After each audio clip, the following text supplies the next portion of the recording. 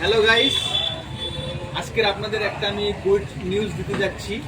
সেই গুড নিউজটা হচ্ছে, আপনারা তো আগে দেখেছেন আমার একটা ছোট্ট মতন দোকান ছিল, তাতে খুব অসুবিধা হতো।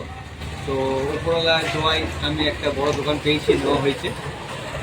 তা এটাই আমাদের দোকানের ভিউ, আপনারা দেখুন কেমন লাগছে। আর এটা হচ্ছে কাশ্মীরা, শেখ কাশ্মীরা। এটা হচ্ছে আমার ওয়াইফ, আমার জন্য খুব লাকি। বাকিটা আপনারা দোকানটা দেখুন, তারপরে আমি বলছি।